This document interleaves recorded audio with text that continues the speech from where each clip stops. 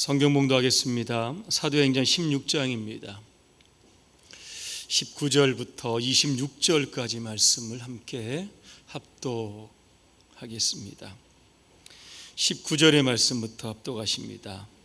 여종의 주인들은 자기 수익의 소망이 끊어진 것을 보고 바울과 실라를 붙잡아 장토로 관리들에게 끌어갔다가 상관들 앞에 데리고 가서 말하되, 이 사람들이 유대인인데 우리 성을 심히 요란하게 하여 로마 사람인 우리가 받지도 못하고 행하지도 못할 풍속을 전한다 하거늘 우리가 일제히 일어나 고발하니 상관들이 옷을 찢어 벗기고 매로 치라 하여 많이 친 후에 옥에 가두고 간수에게 명하여 든든히 지키라 하니 그가 이러한 명령을 받아 그들을 깊은 옥에 가두고 그 발을 착고에 든든히 채웠더니 한밤중에 바울과 실라가 기도하고 하나님을 찬송하며 죄수들이 듣더라.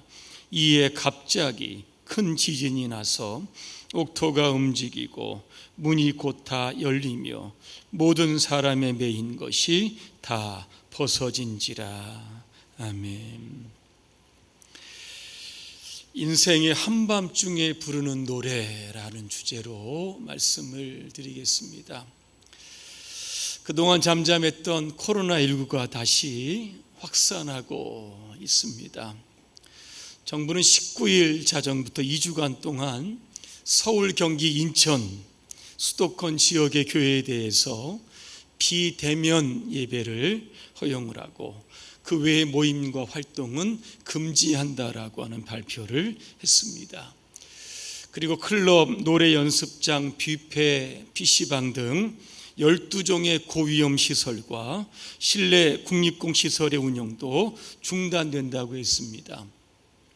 그런데 22일에는 이 사회적 거리두기 2단계로가 전국적으로 확산 시행된다, 그렇게 이야기를 합니다. 더 우려운 일은 이번 주말이 고비가 된다고 합니다. 만약에 사회적 거리두기가 3단계로 격상하게 되면 지난 2, 3월에 대구가 아마 연상되실 겁니다. 거리는 텅 빌 것이고 일상은 정지가 될 겁니다. 모든 교회가 문을 닫고 온라인 예배로 전환되어야만 할 것입니다. 올해 2월부터 시작된 이 코로나19가 장기화되어 있습니다. 끝이 언제인지 아무도 예측하지 못하고 있습니다. 그러는 동안에 사람들 가운데는 이 코로나 블루를 호소하는 사람들이 많이 생겼습니다. 코로나 블루, 코로나19와 이 블루 우울증이 결합된 그러한 단어입니다.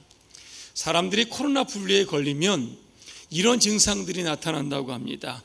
두통이나 소화불량, 어지러움, 두근거림, 불면증, 불안, 쉽게 놀라는 증세가 일어난다고 합니다. 그런데 이런 코로나 블루를 해소하는 TV 프로그램이 있었습니다. 올해 1월 2일부터 3월 12일까지 아마 그 프로그램이 있었는데 여러분 잘 아시는 그 미스터 트롯입니다. 여러분 기억하십니까? 이 트로트라고 하는 장르를 보면 이 미국의 춤이었던 이 폭스트롯에서 이게 시작이 됐다고 합니다. 4분의 4박자를 기본 박자로 하는 트로트는 대한민국의 이 한과 흥의 접목이 되어서 우리나라 대중가요 중에 하나가 되었습니다. 근데 그동안 트로트는 사실 비주류였습니다. 그런데 이것을 국민 음악으로 바꾼 것이 바로 미스터 트롯이었습니다. 요즘 프로그램 중에 그 사랑의 콜센터 여러분 아마 자주 보실 겁니다. 전국에 있는 시청자가 전화를 걸어서 미스터 트롯 7인에게 노래를 불러달라고 신청하는 프로그램입니다. 한 시청자가 전화를 걸었습니다. 그러면서 이명웅 씨에게 노래를 불러달라 그렇게 이야기를 합니다. 그 이유를 물어보니까 죽은 내 아들이 그 이명웅 씨를 너무 많이 닮아서 그가 노래를 불러주면 마음의 위안이 되겠다. 그래서 노래를 신청한다고 했습니다. 이렇게 여론을 보니까 이 사랑의 콜센터를 통해서 대한민국의 많은 사람들이 위안을 받고 위로를 받고 힘을 받는다, 그렇게 평가가 되어 있습니다. 이처럼 노래에는 힘이 있다는 겁니다. 오늘 본문에 보니까 바울과 실라가 인생의 한밤중에 노래를 부르게 됩니다. 바울과 실라가 맞이했던 한밤중은 어느 때일까? 이 빌립보 감옥에 수감되었을 때입니다. 바울이 2차 전도 여행을 시작을 합니다. 아시아 쪽으로 집중해서 전도를 계획하는데 예수의 영이 허락하지 아니하셨다 그랬습니다. 성령께서 막으시는 겁니다. 어느 날 드로아에서 마게도냐 사람을 환상 중에 보게 됩니다. 우리에게로 와서 좀 도와달라고 하는 이 손짓을 보게 되는 겁니다. 이때 바울과 실라는 깨닫게 됩니다.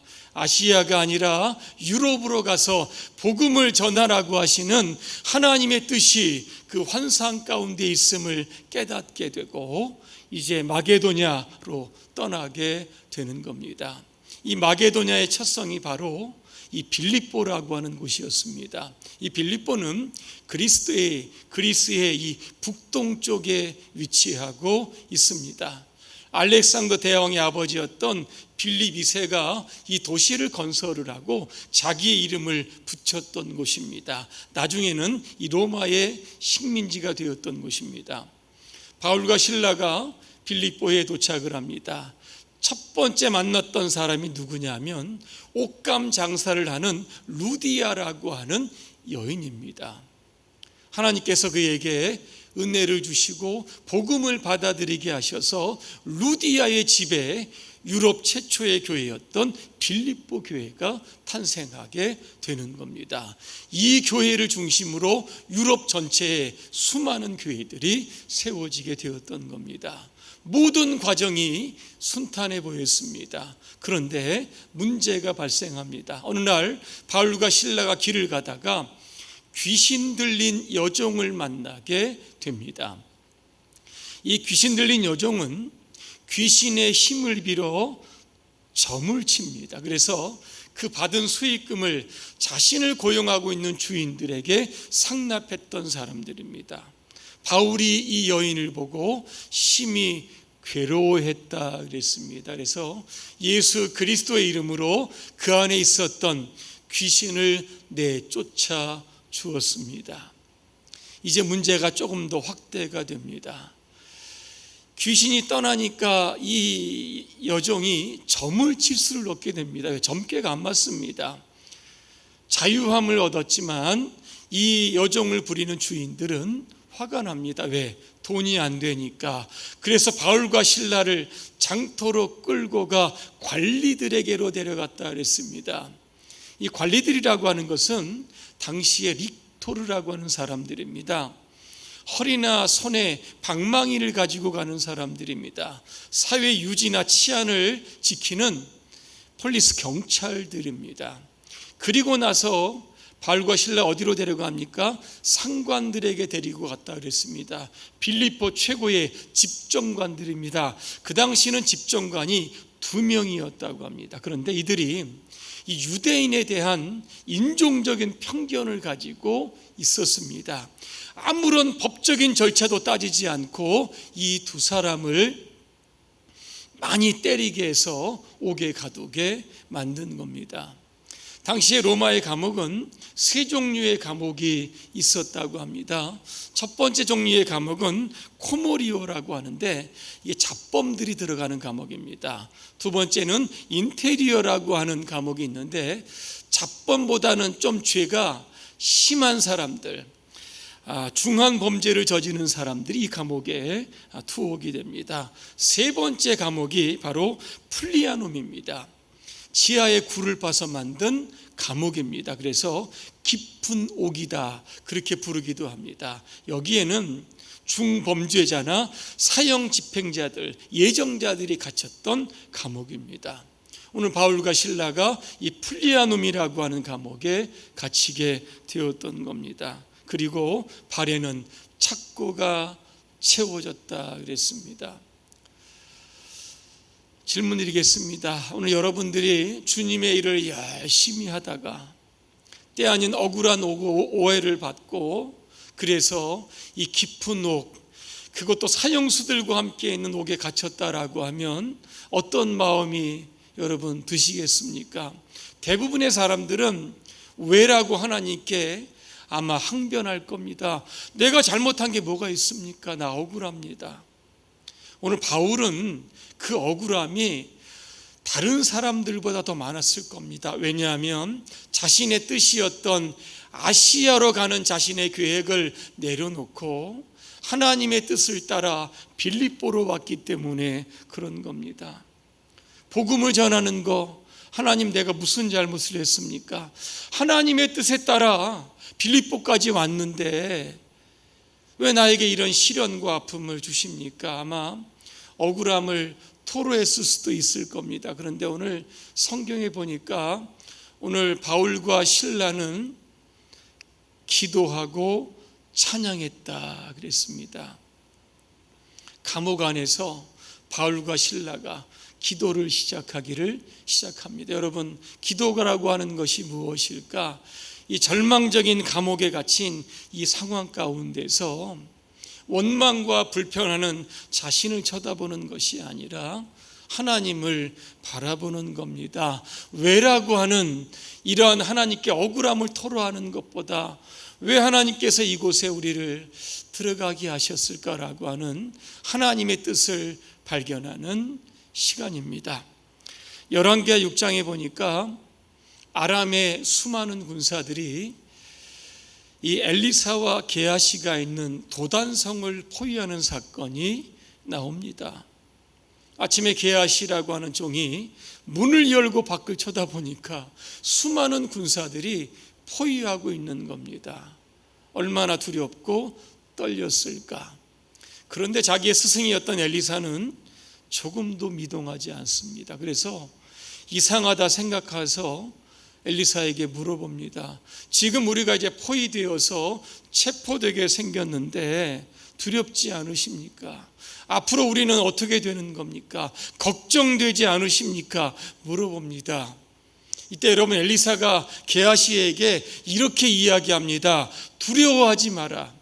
우리와 함께한 자가 저들과 함께한 자보다 더 많다, 그렇게 이야기합니다. 그러면서 그는 기도합니다. 하나님, 게하시의 눈을 열어서 보게 하여 주시옵소서. 성경에 보니까 게하시의 눈이 열렸다 그랬습니다. 무엇을 봅니까?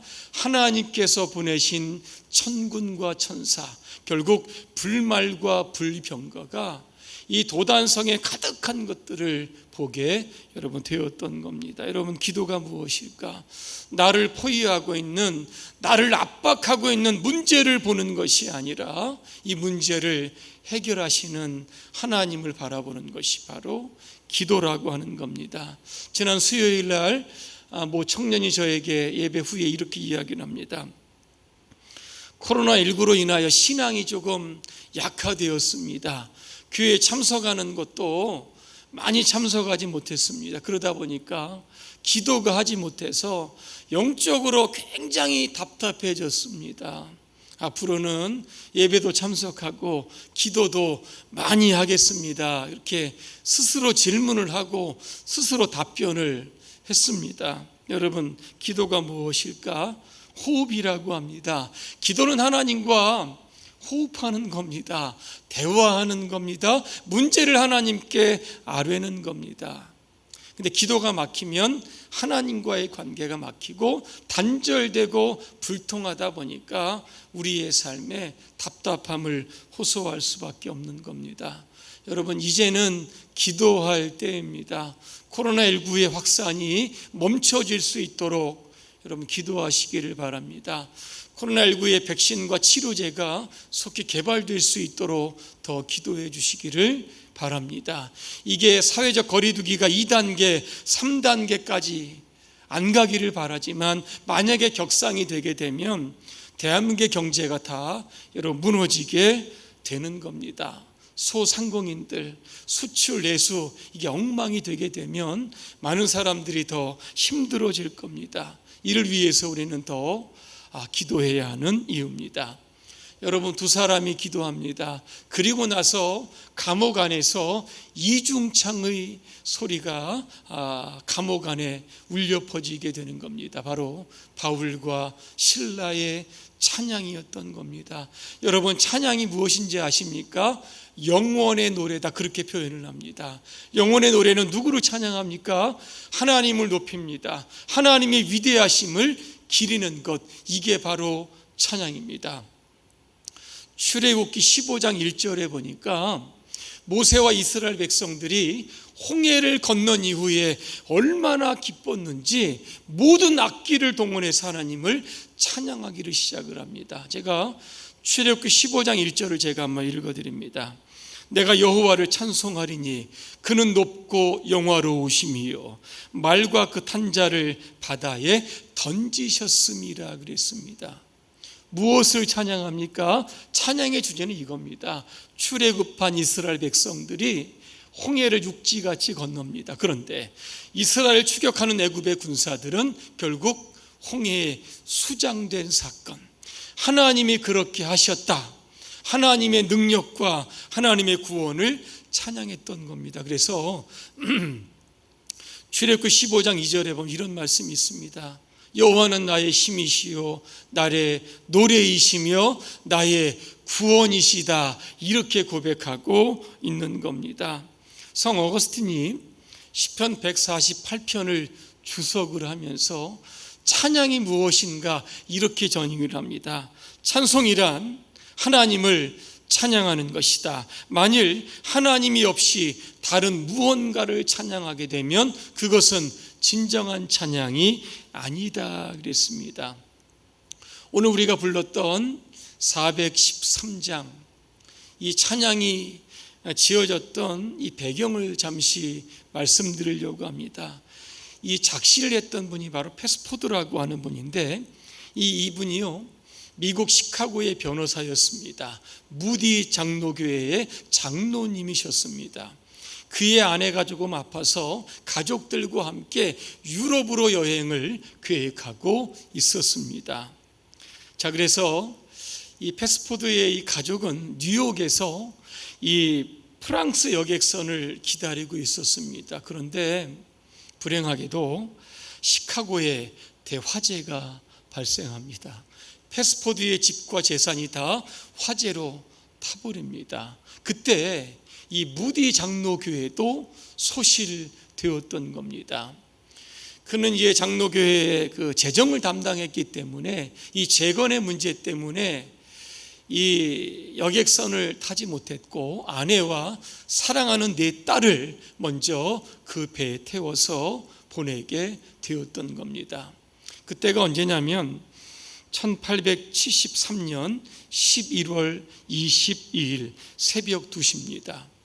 뉴욕에서 출항하는 배가 대서양을 순항한 지 일주일 되던 그 때였습니다. 그런데 이 배가 영국의 철갑선이었던 로키안과 정면으로 충돌하게 되었습니다. 226명의 승객을 태웠던 이 프랑스의 배가 침몰합니다. 이때 패스포드의 부인은 구사일생으로 구조가 되었지만 4명의 딸들은 다 죽고 말았습니다. 그로부터 9일 후입니다. 12월 1일 날 이 로키아노는 웨일즈 카디프 항에 이제 도착을 합니다. 부인은 남편에게 혼자만 구조되었다라고 하는 전보를 칩니다. 이 소식을 듣고 패스포드는 영국을 향해서 이제 배를 타고 아내를 이제 보기 위해서 출발을 합니다. 한참을 배가 출항을 합니다. 그때 선장이 이 패스포드를 선장실로 부릅니다. 뭐라고 이야기를 하냐면, 지금 이 배는 당신의 아내와 아내들이 타고 있던 배가 침몰했던 그 바다 위를 지나고 있습니다. 이 소리를 듣고 이 스페포드는 하나님께 울면서 기도합니다. 하나님, 어찌해서 이 큰 시련을 나에게 주셨습니까? 왜 화재를 통해서 나의 모든 것들을 다 뺏어가셨습니까? 그것도 모자라서 4명의 딸들을 죽는 것 그냥 가만히 보고만 계셨습니까? 그렇게 그의 마음 가운데 큰 풍랑이 일어나게 됩니다. 한밤중이 됩니다. 패스포드는 웬일인지 그 마음 가운데 하나님이 주시는 평안을 찾게 되었습니다. 그러면서 마음 가운데 이런 확신을 갖는 겁니다. 나는 내 아들을 잃은 것이 아니라 잠시 헤어진 것이다. 이 아이들이 유럽으로 떠날 때에 무디 전도 집회에 다 참여를 해서 예수 그리스도를 구주로 영접하고 갔기 때문에 이 아이들은 천국에 있을 것이다라고 하는 마음의 확신이 들면서 찬송시를 작사하게 된 것이 바로 우리가 좀 전에 불렀던 413장입니다. 우리가 불렀지만 제가 1절을 한번 읽어드립니다. 내 평생에 가는 길 순탄하여 늘 잔잔한 강 같든지, 그 다음에 보니까 큰 풍파로 무섭고 어렵든지 나의 영혼은 늘 편하다. 그렇게 그는 고백을 합니다. 이 찬송시를 쓰고 3년 후에 이 빌립 블리스라고 하는 분이 작곡을 하게 되었고, 이 생키라고 하는 분이 찬양을 해서 대중에게 많이 알려졌던 노래입니다. 여러분, 빌립보 감옥에서 바울과 실라가 여러분 이중창을 부르게 됩니다. 그때 어떤 일이 났습니까? 오늘 26절에 보니까 저는 갑자기라고 하는 단어가 눈에 확 들어왔습니다. 찬양을 시작을 했는데 갑자기 큰 지진이 일어납니다. 옥토가 흔들리고 옥문들이 다 열리고 죄수들이 메어졌던 것들이 다 벗어졌다 그랬습니다. 저는 오늘 이 장면을 좀 보면서 이 찬송이라고 하는 것은 두 가지 우리에게 유익을 준다. 하나는 사탄을 물리칠 수 있는 능력이 됩니다. 좀 전에 말씀을 드렸습니다. 왜 바울과 실라가 감옥에 갇혔을까? 이유가 뭡니까? 귀신 들린 여정을 고쳐주었다 그랬습니다. 바울과 실라가 감옥에 갇힌 것은 악한 사탄의 역사와 무관하지 않다는 겁니다. 여러분, 사무엘상 16장에 보니까 사울이 악령에 사로잡혔다 그랬습니다. 다윗을 죽이고 싶어 할 정도로 미움이 극대로 차 있는 상황입니다. 그때 다윗이 수금을 탔다 그랬습니다. 그때 사울이 상쾌하여 낫고 악령이 떠나갔다 그랬습니다. 감옥 안에서 갇혀있던 바울과 실라, 우리를 묶고 있는 사단의 결박, 찬양을 통해서 풀었던 것을 보게 되는 겁니다. 또 하나, 찬양은 옥문을 여는 힘이 있다는 겁니다. 여러분, 옥문 열 수 있습니까? 안에서는 절대로 열지 못합니다. 누군가는 열어주어야만 하는 건데 바로 찬양이 그 옥문을 열었던 겁니다. 역대하 20장에 보니까 여호사밧 왕이 모압과 암몬과 마온의 연합군의 그 공격을 받게 됩니다. 전쟁에서 이길 수 없는 상황이었습니다. 그때 여호사밧 왕이 한 가지 지혜를 짜냅니다. 그것은 찬양대를 조직을 하고 거룩한 예복을 입고 전쟁터의 맨 앞에 이 찬양대를 세우고 하나님께 찬양을 부르도록 합니다. 여러분, 어떤 찬양을 부르는지 아십니까? 여호와께 감사하세, 그의 사랑은 영원하도다 그랬습니다. 감사할 상황도 아니고 사랑이 하나님을 불러야 할 상황도 아닌데 끊임없이 찬양을 합니다. 그런데 갑자기 옥문이 열렸던 것처럼 찬양이 시작될 때에 하나님께서 그 침략군을 혼란을 주셔가지고 서로 싸우게 만들었다, 그렇게 말씀하고 있었던 겁니다. 질 수밖에 없는 이 전쟁이었지만 여러분, 찬양을 통해서 하나님은 유다 백성들에게 승리를 주셨던 것을 오늘 우리가 기억합니다. 2014년에 미국에서 이런 일이 나게 됩니다. 이 윌리라고 하는 꼬마가 집 앞에서 유괴를 당하게 되었습니다. 그때 윌리는 차량에 태워졌습니다. 3시간 동안 이 차가 막 돌아다니는데, 그때 차 안에 있었을 때 윌리는 찬양해라고 하는 이 노래를 끊임없이 불렀다고 합니다. 이 유괴했던 범인은 입 좀 다물어라, 노래하지 말아라, 계속적으로 협박을 했는데도 불구하고 끊임없이 찬양을 불렀다고 합니다. 결국 3시간이 지난 후에 이 범인은 이 아이를 해치지 않고 차 밖으로 풀어주었다고 합니다. 훗날 이 윌리라고 하는 이 9살 먹은 이 꼬마는 그 대치 상황에 관해서 이렇게 설명을 합니다. 내가 찬양을 하는 동안 나의 마음 가운데 있는 두려움은 담대함으로 변했다. 하지만 범인은 내 찬양 소리를 듣고 마음이 흔들리기를 시작을 했다. 여러분, 그렇게 되어 있습니다. 오늘 저와 여러분 가운데 오늘 찬양이라고 하는 것이 우리에게 얼마나 큰 능력을 주는지를 깨닫게 됩니다. 결론입니다. 리차드 범브란트 목사님이 계십니다. 루마니에서 복음을 전하다가 13년 동안 감옥에 갇히게 되었습니다. 2001년 2월입니다. 하나님의 품으로 떠나면서 그가 지었던 책의 제목이 있습니다. 하나님의 지하 운동입니다. 그는 여기에서 서문에서 이런 글을 쓰게 됩니다. 감옥에서 보낸 횟수가 저에게는 너무 긴 것으로 여겨지지 않았던 것은 홀로 독방에 갇혀 있을 때에 기도와 찬양으로 하나님을 찬송했기 때문입니다.